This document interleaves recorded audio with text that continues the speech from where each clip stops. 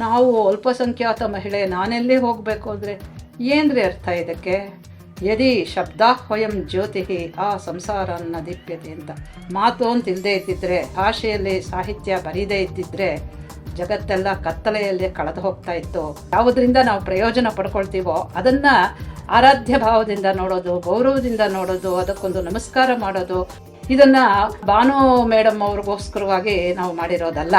ಇದು ಪರಂಪರೆಯಿಂದ ಬಂದಿರೋವಂಥದ್ದು. ಅಂದರೆ ಅರ್ಥ ಮಾಡ್ಕೊಳ್ಳೋದಕ್ಕೆ ಹೋಗೋದಿಲ್ಲ ಇಲ್ಲಿನ ಪರಂಪರೆಗಳು, ಇಲ್ಲಿನ ಆಚಾರ ವಿಚಾರಗಳು ಏನಿದೆ ಅಂತ. ಇಂಥವ್ರನ್ನೇ ದೊಡ್ಡವರಾಗಿ ಎಲ್ಲೆಲ್ಲೋ ಕರೆದು ಸನ್ಮಾನ ಮಾಡ್ತಾರಲ್ಲ, ನಿಜವಾಗ್ಲೂ ಅರ್ಥ ಮಾಡ್ಕೊಂಡಿರೋರಿಗೆ ಅಪಮಾನ ಮಾಡುತ್ತಲ್ಲ ನಮ್ಮ ಸರ್ಕಾರ. ಎಂಥ ದುರಂತ ಅಲ್ವೇ ಇದು.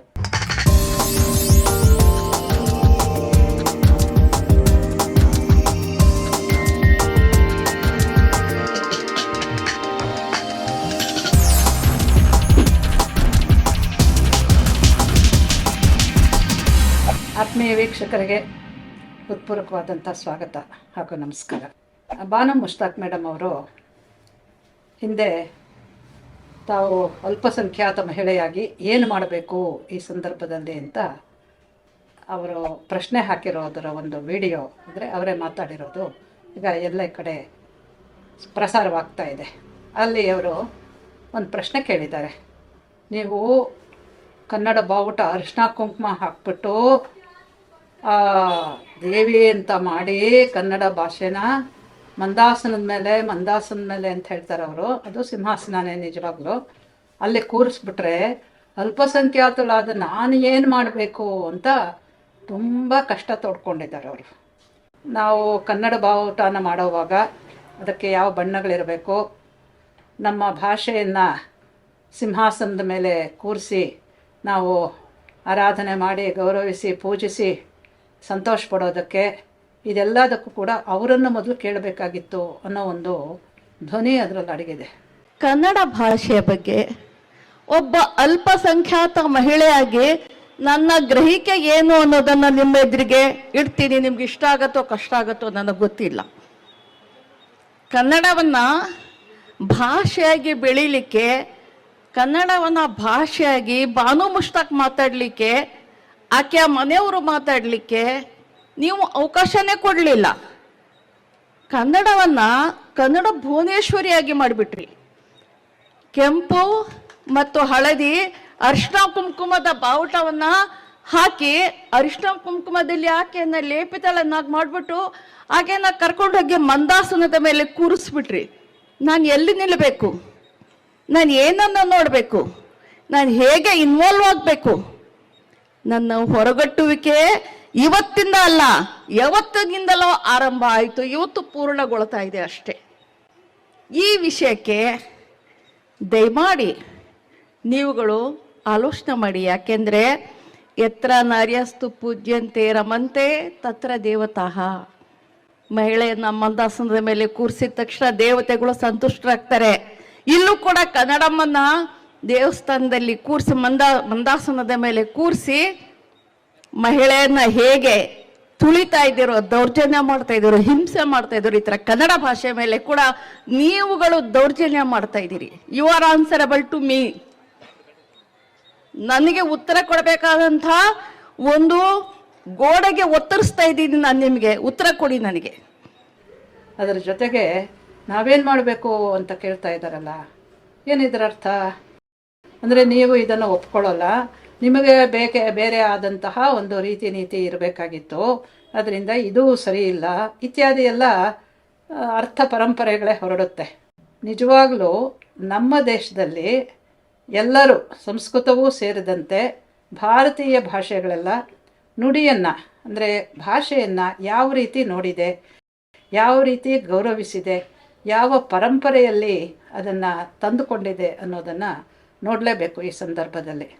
ಯಾಕೆ ಅಂತ ಹೇಳಿದ್ರೆ ಅವ್ರು ಹೇಳ್ತಾ ಇರೋದಕ್ಕೆ ಒಂದು ದೊಡ್ಡ ವಿರೋಧ ಇದೆ ನಮ್ಮ ಪರಂಪರೆಯಲ್ಲಿ. ನನಗೆ ಆಶ್ಚರ್ಯ ಆಗಿದ್ದು ಏನಂತ ಹೇಳಿದ್ರೆ, ಕನ್ನಡಕ್ಕಾಗಿ ಹೋರಾಟ ಮಾಡ್ತಾ ಇದ್ದಾರಲ್ಲ ತುಂಬ ಜನ, ಎಲ್ಲೆಲ್ಲೋ ಹೋಗಿ ಏನೇನೋ ಮಾಡ್ತಾರಲ್ಲ, ಅವರು ಬಾನು ಮುಷ್ತಾಕ್ ಮೇಡಮ್ ಅವರು ಈ ಒಂದು ಮೂಲಭೂತ ಪ್ರಶ್ನೆಯನ್ನು ಎತ್ತಿದಾರಲ್ಲ, ನೀವು ಮಂದಾಸನದ ಮೇಲೆ ಕೂರಿಸ್ಬಿಟ್ರೆ ನಾನೇನು ಮಾಡಬೇಕು ಅಂತ. ಅದಕ್ಕೆ ಯಾರೂ ಉತ್ತರನೇ ಕೊಟ್ಟಿಲ್ಲ, ಯಾರೂ ಮಿಸ್ಕಾಡಿಲ್ಲ. ಹೌದ್ರಿ, ನಮ್ಮ ದೇವಿಯನ್ನು ನಾವು ಏನಾದರೂ ಮಾಡ್ಕೊಳ್ತೀವಿ, ನುಡಿಯನ್ನು ಭುವನೇಶ್ವರಿ ಅಂತ ಆರಾಧಿಸ್ತೀವಿ, ನೀವು ಯಾರಪ್ಪ ಕೇಳೋದಕ್ಕೆ ಅಂತ ಒಬ್ಬರು ಒಂದು ಮಾತಾಡಿಲ್ಲ, ತುಟಿ ಪಿಟಕ್ಕಂದಿಲ್ಲ. ನನಗೂ ಬಹಳ ಆಶ್ಚರ್ಯ ಆಯಿತು. ಎಲ್ಲದಕ್ಕೂ ಜಗಳ ಆಡೋದು, ಎಲ್ಲದಕ್ಕೂ ವಿರೋಧ ವ್ಯಕ್ತಪಡಿಸೋದು, ಕನ್ನಡ ಕನ್ನಡ ಕನ್ನಡ ಅಂತ ಜಪ ಮಾಡೋರು ಇಂಥ ಒಂದು ಮೂಲಭೂತ ಪ್ರಶ್ನೆಯನ್ನು ಅವರು ಎತ್ತಿದಾಗ ಅದ್ಯಾಕೆ ಸುಮ್ಮನೆ ಇದ್ದಾರೆ? ಅವರು ಯಾತಕ್ಕೆ ಸುಮ್ಮನೆ ಇದ್ದಾರೋ ನಮಗೆ ಗೊತ್ತಿಲ್ಲ. ಸುಮ್ಮನೆ ಇದ್ದಾರೆ ಯಾಕೆ ಅನ್ನೋದು ಗೊತ್ತೂ ಇದೆ ಅವ್ರಿಗೆ. ಅವರೇ ತುಂಬ ಬೇಕಾದವರು, ಅದರಿಂದ ಸುಮ್ಮನೆ ಇರ್ತಾರೆ. ಇನ್ಯಾರ್ಯಾರ ಮೇಲೋ ಹಾರಾಡ್ತಾರೆ. ಅದೆಲ್ಲ ಹೋಗಲಿ. ನಾನು ನಿಜವಾಗಲೂ ಕನ್ನಡ ತಾಯಿಯನ್ನು, ಅಂದರೆ ಕನ್ನಡ ಭಾಷೆಯನ್ನು ಹೇಗೆ ಆರಾಧನೆ ಮಾಡ್ತಾರೆ, ಯಾವ ರೀತಿಯಲ್ಲಿ ದೇವಿ ಅಂತ ಆಕೆಗೆ ಉಚ್ಚ ಸ್ಥಾನವನ್ನು ಕೊಟ್ಟಿದ್ದಾರೆ, ಇದಕ್ಕೆಲ್ಲ ಎಂಥ ಪರಂಪರೆ ಇದೆ, ಇದ್ರ ಬಗ್ಗೆ ಒಂದೆರಡು ಮಾತುಗಳನ್ನು ಹೇಳ್ತೀನಿ. ಯಾಕೆಂದರೆ ಇದು ನೆನ್ನೆ ಮೊನ್ನೆದಲ್ಲ, ಬಹಳ ಪ್ರಾಚೀನ ಕಾಲದಿಂದ ಬಂದಿರುವಂತಹ ಒಂದು ಪದ್ಧತಿ. ನಮ್ಮ ದೇಶದಲ್ಲಿ ಸಹಸ್ರಾರು ವರ್ಷಗಳಿಂದ ಅನೇಕ ಪರಂಪರೆಗಳು, ಗೌರವಾನ್ವಿತವಾಗಿ ಅನೇಕ ಪದ್ಧತಿಗಳು ತುಂಬ ಜನಮಾನಸದಲ್ಲಿ ನೆಲೆ ನಿಂತಿರುವಂಥದ್ದು. ಹಾಗಾಗಿ ಇದು ಹೋಗ್ಬಿಟ್ಟಿದೆ, ಇದು ಇವತ್ತಿಂದಲ್ಲ, ಅವರು ಹಾಗೆ ಮಾಡಿಬಿಟ್ರು, ಇವ್ರಿಗೋಸ್ಕರ ಅದನ್ನು ಬೇರೆ ಥರ ಮಾಡಬೇಕಾಗಿತ್ತು, ಇಂಥ ಈ ಅಪವ್ಯಾಖ್ಯಾನಗಳಿದೆಯಲ್ಲ, ಇದೆಲ್ಲ ಯೂಸ್ಲೆಸ್, ಅರ್ಥಹೀನವಾಗಿರುವಂಥ ಮಾತುಗಳು. ಆದರೆ ಅರ್ಥವತ್ತು ಹೇಗಾಗಿದೆ ಅನ್ನೋದಕ್ಕೋಸ್ಕರವಾಗಿ ನಾನು ಕೆಲವು ಉದಾಹರಣೆಗಳನ್ನು ನಿಮ್ಮ ಮುಂದೆ ಕೊಡ್ತಾ ಇದ್ದೀನಿ. ಈಗ ನೋಡಿ, ವಾಕ್, ಎಲ್ಲ ನುಡಿಯೂ ಕೂಡ, ನುಡಿ ಅಂದರೆ ವಾಕ್, ಅದನ್ನೇ ತುಂಬ ಗೌರವದಿಂದ ಕಂಡಿದ್ದಾರೆ ನಮ್ಮ ದೇಶದಲ್ಲಿ. ವಾಕ್ ತತ್ವ ಮನುಷ್ಯನನ್ನು ಪ್ರಾಣಿ ಮಟ್ಟದಿಂದ ಮೇಲೆತ್ತಿರುವಂತಹ ಒಂದು ಅದ್ಭುತವಾದಂತಹ ಸತ್ವ, ಒಂದು ಮಹತ್ವ ಯಾವುದು ಅಂತ ಹೇಳಿದ್ರೆ ವಾಕ್. ಅದಕ್ಕೆ ವಾಕ್ ತತ್ವ ಅಂತ ಆರಾಧನೆ ಮಾಡ್ತಾರೆ. ಅಗ್ನಿತತ್ವ, ವಾಕ್ತತ್ವ, ಜಲತತ್ವ, ಹೀಗೆಲ್ಲ ಮೂಲಭೂತ ಸ್ವರೂಪದಲ್ಲಿ ಇವೆಲ್ಲವೂ ಕೂಡ ಮನುಷ್ಯನಿಗೆ ಉಪಕಾರ ಮಾಡಿರುವಂಥದ್ದು, ಪ್ರಾಣಿ ಮಟ್ಟದಿಂದ ಮೇಲೆತ್ತಿರುವಂತಹ ವಿಚಾರಗಳು. ಅದಕ್ಕೋಸ್ಕರವಾಗಿ ಇದನ್ನೆಲ್ಲ ತುಂಬ ಗೌರವದಿಂದ ಕಂಡಿದ್ದಾರೆ. ಆ ಒಂದು ಪರಂಪರೆಯನ್ನು ಅನುಸರಿಸಿನೇ ನೆಲ, ಜಲ, ನುಡಿ, ಇದರ ಬಗ್ಗೆ ಎಲ್ಲ ಅದ್ಭುತವಾದಂತಹ ಒಂದು ವರ್ಷಿಪ್ಫುಲ್ ಆ್ಯಟಿಟ್ಯೂಡ್, ಅಂದರೆ ಗೌರವಾನ್ವಿತವಾದಂತಹ ಭಾವ ಮತ್ತು ಅದನ್ನು ವ್ಯಕ್ತಪಡಿಸುವಂತಹ ಶಬ್ದಗಳು ಬಂದಿದೆ. ಈಗ ನಾವು ಕನ್ನಡವನ್ನು ಅಥವಾ ತೆಲುಗನ್ನು ಅವರು ಬರೀ ತೆಲುಗು ಅಂತ ಹೇಳೋದಿಲ್ಲ, ತುಂಬ ಗೌರವವಾಗಿ ಹೇಳಬೇಕಾದ್ರೆ ಅವರು ತೆಲುಗು ತಲ್ಲಿ ಅಂತ ಹೇಳ್ತಾರೆ. ನಾವು ಕೂಡ ಕನ್ನಡ ಮಾತೆ ಅಂತ ಹೇಳ್ತೀವಿ, ರಾಜರಾಜೇಶ್ವರಿ ಅಂತ ಹೇಳ್ತೀವಿ, ಭಾರತಿ ಅಂತ ಹೇಳ್ತೀವಿ. ಇದೆಲ್ಲದಕ್ಕೂ ಮೂಲವಾಗಿರುವಂಥ ಒಂದು ಪರಂಪರೆ ನಮ್ಮ ದೇಶದಲ್ಲಿದೆ. ನೋಡಿ, ನುಡಿ ಅನ್ನೋದಕ್ಕೆ, ಭಾಷೆ ಅನ್ನೋದಕ್ಕೆ ಅನೇಕ ಶಬ್ದಗಳಿದೆ, ನಿಮಗೆಲ್ಲ ಗೊತ್ತೇ ಇದೆ. ಅಮರಕೋಶದಲ್ಲಿ ಬ್ರಾಹ್ಮೀತು ಭಾರತಿ ಭಾಷಾ ಗೀಹಿ ವಾಕ್ ವಾಣಿ ಸರಸ್ವತಿ, ಇಷ್ಟು ಶಬ್ದಗಳು ಕೂಡ ನುಡಿಯನ್ನು ಹೇಳೋದು. ಬ್ರಾಹ್ಮಿ, ಭಾರತಿ, ಭಾಷಾ, ಗೀಹಿ, ವಾಕ್, ವಾಣಿ, ಸರಸ್ವತಿ. ಇದರಲ್ಲಿ ಎಲ್ಲದಕ್ಕಿಂತ ಹೆಚ್ಚಾಗಿ ಭಾಷಾ ಮತ್ತು ಸರಸ್ವತಿ ಅನ್ನೋ ಶಬ್ದಗಳು ಎಲ್ಲರಿಗೂ ಪರಿಚಿತವಾಗಿರುವಂಥದ್ದು. ಈಗ ನಾವು ಇನ್ನೇನು ಬರ್ತಾ ಇದೆಯಲ್ಲ, ದಸರಾ ಸಮಯದಲ್ಲಿ ಮೂಲ ನಕ್ಷತ್ರದಲ್ಲಿ ಸರಸ್ವತಿ ದೇವಿಯನ್ನು ಆರಾಧನೆ ಮಾಡ್ತೇವೆ. ಸರಸ್ವತಿ ಯಾರು? ವಾಕ್. ಸರಸ್ವತಿ ಯಾರು? ದೇವಿ. ಸರಸ್ವತಿ ಯಾರು? ಬ್ರಹ್ಮನ ರಾಣಿ. ಹೀಗೆಲ್ಲ ಇರುವಾಗ ಇದು ಅತ್ಯಂತ ಮೂಲಭೂತವಾಗಿರುವಂಥದ್ದು, ಮನುಷ್ಯನಿಗೆ ಒಂದು ಗೌರವವನ್ನು, ಅರಿವನ್ನು ತಂದುಕೊಟ್ಟಿರುವಂಥದ್ದು ಒಂದು ತತ್ವ ಇದು ಅಂತ ಸ್ಪಷ್ಟವಾಗುತ್ತೆ. ಇದನ್ನೇ ಭಾರತಿ ಅಂತ ಹೇಳಿರೋದು ಕೂಡ. ಭಾರತಿ ಅಂತ ಹೇಳಿದ್ರೆ ನಮ್ಮ ದೇಶದ ಹೆಸರು ಭಾರತ. ಭಾರತೀಯ ನಾಟ್ಯಶಾಸ್ತ್ರ ಇದೆ, ಭಾರತಿ ಇದೆ, ಮಹಾಭಾರತ ಇದೆ. ಭಾರತಿ ಅಂದರೆ ವಾಣಿ ಅಂತಲೂ ಅರ್ಥ. ಸೊ ಗೀರ್ವಾಣಿ ಅಂತ ಹೇಳಿದ್ರೆ ಸಂಸ್ಕೃತ ವಾಣಿ, ಹೀಗೆಲ್ಲ ನಮಗೆ ಗೊತ್ತೇ ಇದೆ. ಇದನ್ನೆಲ್ಲ ತುಂಬ ಬಿಡಿಸಿ ಹೇಳಬೇಕಾಗಿಲ್ಲ. ಭಾರತೀಯರಾದವ್ರಿಗೆ, ಈ ಪರಂಪರೆಯ ಒಂದಿಷ್ಟು ಪರಿಚಯ ಇರೋರಿಗೆ, ಅದಕ್ಕೆ ಅನುಸಾರವಾಗಿ ನಾವು ಮಾಡ್ತಾ ಇರೋವಂತಹ ಹಬ್ಬ ಹರಿದಿನಗಳು ಏನಿದೆ, ಆ ಸಂದರ್ಭದಲ್ಲಿ ನಾವು ಮಾಡುವಂತಹ ಆಚಾರಗಳು, ಧಾರ್ಮಿಕ ಆಚಾರಗಳು ಏನಿದೆ, ಅದರ ಒಂದಿಷ್ಟು ಪರಿಚಯ ಇರೋರಿಗೆ ಇದೆಲ್ಲವೂ ಕೂಡ ತುಂಬ ಸಹಜವಾದಂತಹ ಜ್ಞಾನ. ಇದರ ಬಗ್ಗೆ ದೊಡ್ಡದಾಗಿ ವ್ಯಾಖ್ಯಾನ ಮಾಡಬೇಕಾಗೇ ಇಲ್ಲ. ಸರಸ್ವತಿ ಅಂದರೆ ದೇವಿ ಅಂತ ನಮಗೆ ಗೊತ್ತು.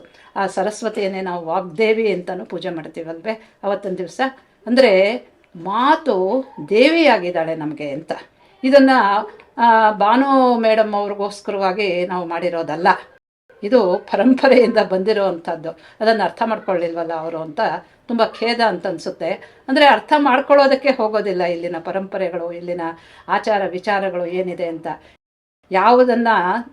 ಯಾವುದರಿಂದ ನಾವು ಪ್ರಯೋಜನ ಪಡ್ಕೊಳ್ತೀವೋ ಅದನ್ನು ಆರಾಧ್ಯ ಭಾವದಿಂದ ನೋಡೋದು, ಗೌರವದಿಂದ ನೋಡೋದು, ಅದಕ್ಕೊಂದು ನಮಸ್ಕಾರ ಮಾಡೋದು, ಅದಕ್ಕೊಂದು ತಲೆಬಾಗಿಸೋದು, ಇವೆಲ್ಲ ಕೂಡ ನಮ್ಮ ಇದರಲ್ಲಿ ಬಂದಿರೋವಂಥದ್ದು.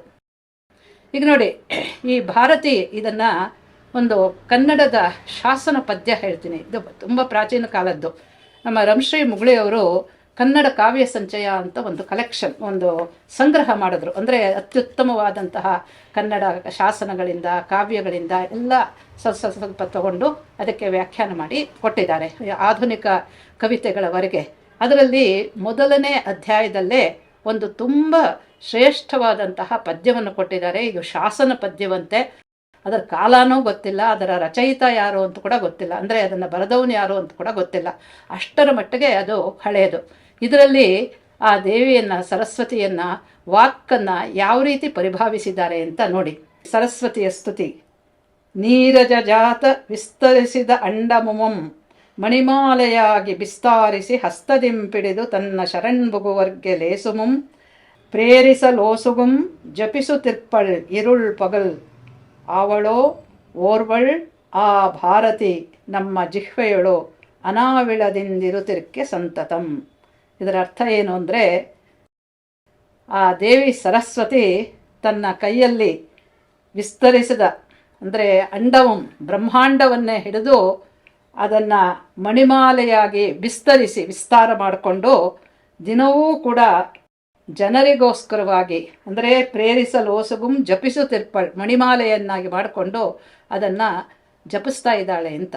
ಅಂದರೆ ಇಷ್ಟು ವಿಸ್ತಾರವಾದಂತಹ ಯೂನಿವರ್ಸಲ್ ತತ್ವ ಇದು, ವಿಶ್ವವ್ಯಾಪಕವಾದಂತಹ ತತ್ವ ವಾಕ್ ಅಂತ.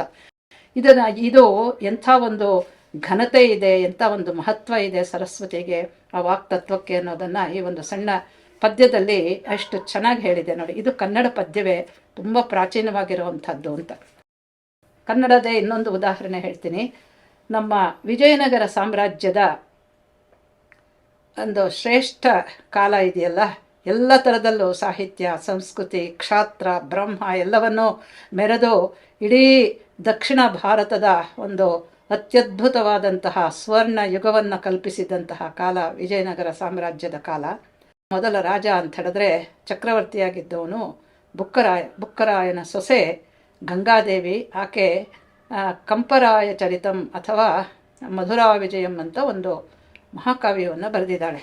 ಈ ಕಾವ್ಯದಲ್ಲಿ ಇರೋವಂಥ ಒಂದು ಮಾತನ್ನು ನಿಮ್ಗೆ ಹೇಳ್ಬೋದು. ಆರಂಭ ಮಾಡೋದೇ ಈ ರೀತಿಯಿಂದ. ಯಾಕೆ ಅಂತ ಹೇಳಿದ್ರೆ ನೋಡಿ, ಅಲ್ಲೂ ಕೂಡ ಮಹಾಕಾವ್ಯವನ್ನು ಬರೆಯೋದಕ್ಕೆ ಮೊದಲು ಆಕೆ ಸರಸ್ವತಿಯನ್ನು ಸ್ಮರಿಸ್ತಾ ಇದ್ದಾಳೆ, ಪೂಜೆ ಮಾಡ್ತಾ ಇದ್ದಾಳೆ. ನಮ್ಮ ಮಹಾಕಾವ್ಯಗಳೆಲ್ಲ ಆರಂಭವಾಗೋದು ಒಂದು ಆರಾಧನಾ ಭಾವದಿಂದ, ಆ ದೇವತೆಗೆ, ಅದರಲ್ಲೂ ವಾಗ್ದೇವತೆಗೆ ನಮಿಸಿನೇ ಮುಂದೆ ಹೋಗೋದು. ಅಲ್ಲಿ ಹೇಳೋವಾಗ ಮಹಾಕವಿ ಮುಖಾಂಭೋಜ ಮಣಿಪಂಜರ ಶಾರಿಕಾಂ ಅಂತ ಹೇಳಿ ಆರಂಭ ಮಾಡಿ ಆಕೆ ಚೈತನ್ಯ ಜಲಧಿ ಜ್ಯೋತ್ಸ್ನಾಂ ದೇವೀಂ ಒಂದೇ ಸರಸ್ವತೀಂ ಅಂತ ಹೇಳ್ತಾಳೆ. ಚೈತನ್ಯ ಜಲಧಿ, ಚೈತನ್ಯವೆಂಬ ಸಾಗರದ ಮೇಲೆ ಅಲಂಕಾರವಾಗಿ ಹರಿದಾಡ್ತಾ ಇರುವಂತಹ ಬೆಳದಿಂಗಳನ ಹಾಗೆ ಇದ್ದಾಳಂತೆ ಈ ವಾಗ್ದೇವಿಯ ಲಹರಿ ಅಂತ ಹೇಳ್ತಾರೆ. ಎಷ್ಟು ಅದ್ಭುತವಾದಂಥ ಸುಂದರವಾದಂತಹ ಕಲ್ಪನೆ ಅಲ್ವೇ ಇದು. ಇಂಥ ಕಲ್ಪನೆಗಳೆಲ್ಲ ಇರುವಾಗ ನಾವು ವಾಕ್ಕನ್ನು ಸರಸ್ವತಿ ಅಂತೆಲ್ಲ ಹೇಳದೆ ಇನ್ನೇನಂತ ಹೇಳ್ತೀವಿ. ಹೀಗೆ ವಾಕ್ಕನ್ನು ಎಷ್ಟು ವಿಧವಾಗಿ ಬಣ್ಣಿಸಿರೋದುಂಟು. ಇದನ್ನೆಲ್ಲನೂ ಪಕ್ಕಕ್ಕಿಟ್ಬಿಟ್ಟು ನಾವು ಅಲ್ಪಸಂಖ್ಯಾತ ಮಹಿಳೆ, ನಾನೆಲ್ಲಿ ಹೋಗಬೇಕು ಅಂದರೆ ಏನ್ರಿ ಅರ್ಥ ಇದಕ್ಕೆ? ಇವ್ರು ಎಲ್ಲಿ ಹೋಗಿದ್ದಾರೆ? ಇಲ್ಲೇ ಇದ್ದಾರಲ್ವಾ, ಇಲ್ಲೇ ಇದ್ದು ಬರೆದು ಅದಕ್ಕೆ ಪ್ರಶಸ್ತಿನೂ ಪಡೆದು ಇವತ್ತು ಸರ್ಕಾರದಿಂದ ಸನ್ಮಾನವನ್ನೆಲ್ಲ ಮಾಡಿಸ್ಕೊತಾ ಇದ್ದಾರಲ್ಲ, ಯಾಕಿದ ಅಪಲಾಪಗಳು ಮಾಡ್ತಾರೆ ಇವರು ಅಂತ ನನಗಂತೂ ಅರ್ಥವಾಗೋದಿಲ್ಲಪ್ಪ. ಅದರಿಂದ ಈ ವಿಚಾರಗಳನ್ನು ನಾವು ಒಂದು ಸ್ವಲ್ಪ ಸ್ಪಷ್ಟವಾಗಿ ತಿಳ್ಕೊಬೇಕಾಗಿರೋದು ಬಹಳ ಮುಖ್ಯ. ಇನ್ನೊಂದು ಬಹಳ ಮುಖ್ಯವಾಗಿರುವಂಥದ್ದು ನನಗೆ ಅನಿಸಿದ್ದು ಏನಂತ ಹೇಳಿದ್ರೆ, ಕನ್ನಡದ ಬಗ್ಗೆ ತುಂಬ ಗೌರವ ಇರೋವಂಥವ್ರು ಎಲ್ಲ ಇದ್ದೀವಿ ನಾವು. ಕನ್ನಡ ಬಿಟ್ಟು ಬೇರೆ ಇನ್ನೇನು ಬೇಡವೇ ಬೇಡ ಅನ್ನೋ ಅಷ್ಟರ ಮಟ್ಟಿಗೆ ಹೇಳ್ಕೊತಾ ಇದ್ದೀವಿ. ಆದರೆ ಅದಕ್ಕೋಸ್ಕರವಾಗಿ ಹೋರಾಡೋರು, ಇಂಥ ಒಂದು ಅಪವ್ಯಾಖ್ಯಾನಗಳು ಬಂದಾಗ, ಇಂಥ ಒಂದು ಪ್ರಶ್ನೆಗಳು ಎತ್ತಿದಾಗ ಅದಕ್ಕೆ ಉತ್ತರ ಕೊಡುವಂಥ ಜವಾಬ್ದಾರಿ ಇರಬೇಕಲ್ವೇ? ಯಾತಕ್ಕೆಲ್ಲ ಸುಮ್ಮನೆ ಇದ್ದಾರೆ? ಅದಂತೂ ನಮಗೆ ಅರ್ಥ ಆಗೋದಿಲ್ಲ. ಭಾರತೀಯ ವಾಕ್ ಪರಂಪರೆಯಲ್ಲಿ, ಭಾರತೀಯ ಸಾಹಿತ್ಯ ವಾಂಗ್ಮಯದಲ್ಲಿ ಮಾತನ್ನು ಸೊಡರಿಗೆ ಹೋಲಿಸಿದ್ದಾರೆ. ಕನ್ನಡದಲ್ಲೂ ಕೂಡ ನುಡಿ ಸೊಡರ್ ಅನ್ನುವಂತಹ ಪ್ರಯೋಗಗಳಿದೆ. ಸಂಸ್ಕೃತದಲ್ಲಿ ಮೊದಲ ಬಾರಿಗೆ ಮಾತನ್ನು ಜ್ಯೋತಿ ಅಂತ ಹೇಳಿರುವಂಥದ್ದಿದೆ. ಪ್ರಪಂಚದ ಇನ್ಯಾವ ಭಾಷೆಯಲ್ಲೂ ಕೂಡ ಮಾತಿಗೆ ಜ್ಯೋತಿ ಅಥವಾ ಲೈಟ್ ಅಂತ ಹೇಳಿರೋದಿಲ್ಲ. ದಂಡಿ ಮಹಾಕವಿ ಕೇಳಿರಬಹುದು ನೀವೆಲ್ಲ. ಇದಮಂಧಂತಮಃ ಕೃತ್ಸ್ನಂ ಜಾಯೇತ ಭುವನತ್ರಯಂ ಯದಿ ಶಬ್ದಾಹ್ವಯಂ ಜ್ಯೋತಿ ಆ ಸಂಸಾರನ್ನ ದೀಪ್ಯತೆ ಅಂತ. ಮಾತು ಅಂತ ಇಲ್ಲದೆ ಇದ್ದಿದ್ರೆ, ಆ ಮಾತು ಅಂದರೆ ಭಾಷೆಯಲ್ಲಿ ಸಾಹಿತ್ಯ ಬರೀದೇ ಇದ್ದಿದ್ರೆ ಜಗತ್ತೆಲ್ಲ ಕತ್ತಲೆಯಲ್ಲಿ ಕಳೆದು ಹೋಗ್ತಾ ಇತ್ತು. ಈ ಸಾವಿರಾರು ವರ್ಷಗಳ ಸಾಹಿತ್ಯವಾಗಲಿ ಆ ಜ್ಞಾನವಾಗಲಿ ನಮಗೆ ಬರ್ತಾ ಇರಲಿಲ್ಲ ಅಷ್ಟು ಸುಲಭದಲ್ಲಿ ಅಂತ ಹೇಳೋದುಂಟು. ಅಂದರೆ ಮಾತಿಗೆ ಜ್ಯೋತಿ ಅನ್ನೋ ಒಂದು ಗೌರವವನ್ನು ಕೊಟ್ಟಿದ್ದಾರೆ. ಅದನ್ನೇ ಕನ್ನಡದಲ್ಲಿ ನುಡಿಸೋಡೋರು ಅಂತ ಹೇಳೋದು ಉಂಟು. ಹೀಗೆಲ್ಲ ಇರುವಾಗ ನೀವು ಮಂದಾಸನದ ಮೇಲೆ ಕೂರಿಸ್ಬಿಟ್ರೆ, ಸಿಂಹಾಸನದ ಮೇಲೆ ಕೂರಿಸ್ಬಿಟ್ರೆ ನಾವೆಲ್ಲೇ ಹೋಗಬೇಕು ಅಂತೆಲ್ಲ ಹೇಳೋದು ಎಂಥ ಅಪಲಾಪ ಅಲ್ವೇ? ಈ ಥರ ಎಲ್ಲೋ ಮಾತಾಡ್ತಾರೆ.